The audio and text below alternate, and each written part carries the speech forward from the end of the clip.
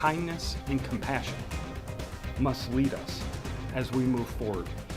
Leaders urge the Rockford community to support each other and move forward after Wednesday's horrific attack in a southeast neighborhood. It ended with 4 people dead and 7 others hurt. We have team coverage with the specifics of the attack. Because we're all feeling the same way. We're all hurting. Grieving those whose lives were taken and others hurt in the attack, the neighborhood and a community gather for a vigil to pray and mourn and begin the process of healing. And temperatures will trend in the right direction Friday, hitting the 60s for the first time in 10 days. Our First Alert weather team says while the warm weather is nice, don't put away your umbrella just yet. Working for you. You're watching 23 News, now at 5. The Rockford community gathers to remember the 4 people killed and 7 others hurt in an attack inside a southeast neighborhood. We have full team coverage on this tragic event, including details about the suspect, Christian Soto. We go live now to Tyler Peters, who is in the corner of Charles and Hillcrest Road, the site of a vigil. I'm right near that corner of Hillcrest Road and Charles Street. Now this is where the community held a vigil just about 2 hours ago. You can see right here behind me these crosses representing having a name of each life that was lost during that stabbing that happened just over 24 hours ago yesterday. Now dozens of people showed up for this vigil here this afternoon to honor the lives lost of the 4 people who died. Several community leaders spoke and everyone gathered to pray. Now people were able to sign those crosses, each one having a name of a person lost, like I mentioned just a moment ago. The victims are Romana and Jacob Schubach, Jay Larson, and Jenna Newcomb. Jenna was just 15 years old, while Jay was a mail carrier for the U.S. Postal Service.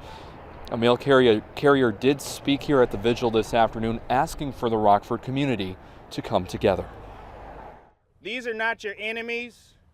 These are not your competition. These are not the people you should be giving side eye to. These are the people that we share this planet with. And it is up to all of us to look out for all of us. Rockford authorities are now looking for the community to move forward from this tragedy, and they are now offering counseling services to those who may need it at Flynn Middle School. For now, live in Rockford, I'm Tyler Peters. Thank you, Tyler. And we will hear more from people who attended the vigil tonight at 11, including friends of some of the victims. President Joe Biden releases a statement on Wednesday's attack, saying he and the First Lady will pray for the families of those who lost loved ones and those who were hurt to recover. He also said families across America want the same thing, the freedom to feel safe in their community. And this tragic event is a reminder that we must continue to ensure that our police and first responders have the support they need to do their jobs and keep us safe. In a jumpsuit and handcuffs, Soto appeared in court today at the Winnebago County Criminal Justice Center, surrounded by the teary-eyed faces of friends and family of those attacked Wednesday. Soto was read his rights and charges before lawyers with the state filed a petition to detain him. That was granted by 17th Circuit Court Judge Deborah Schaefer. The attorney representing Soto then asked for a continuance, which would allow more time for Soto and his family to talk with his attorney. That was granted. Soto will appear in court again on April 2nd.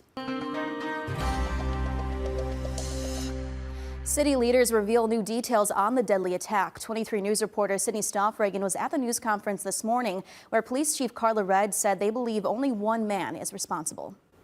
Police say Soto's crime started on Upland Avenue, where he lived. He then went to 2316 Home Street, where investigators say he attacked and killed 2 people. From there, the suspect allegedly made his way to 2217 Winnetka Avenue, where he stabbed and ran over a 49-year-old mail carrier. Several juveniles were also attacked at 4715 Cleveland Avenue, where a 15-year-old girl died while protecting her loved ones. Police say Soto is also responsible for crimes at 4803 Cleveland Avenue and the 4600 block of Florence Street. Life is just far too short to speak hate. 22-year-old Christian Soto will stay in custody for allegedly killing 4 people and injuring several more in a 20-minute killing spree. Rockford Police Chief Carla Red says her team reacted quickly. We all band together. I sent out the text message as soon as I got the call. And I it was a cry for help, and I told them we need help. And before we knew it, we had more personnel there than we needed yesterday. Police identified the 4 victims, including 15-year-old Jenna Newcomb, who died protecting her loved ones, 49-year-old mail carrier Jay Larson, 63-year-old Ramona Schubach, and 23-year-old Jacob Schubach. Rockford Mayor Tom McNamara says the community must go forward with kindness and compassion in the face of such tragedy. Unfortunately, we have been here before.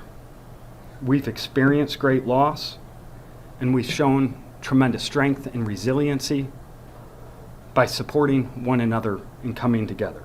Larson was a 25-year veteran of the United States Postal Service. Inspector in charge Ruth Mendoza says Larson died doing what he loved, serving his community. It is our mission to investigate crimes involving letter carriers and to hold those responsible accountable. Winnebago County State's Attorney Jay Hanley said in a news conference that the alleged killer claims his actions were the result of ingesting laced cannabis, a claim police say they'll investigate. But as I read the factual summary, there also seems to be a real consciousness of what he did, that he was conscious.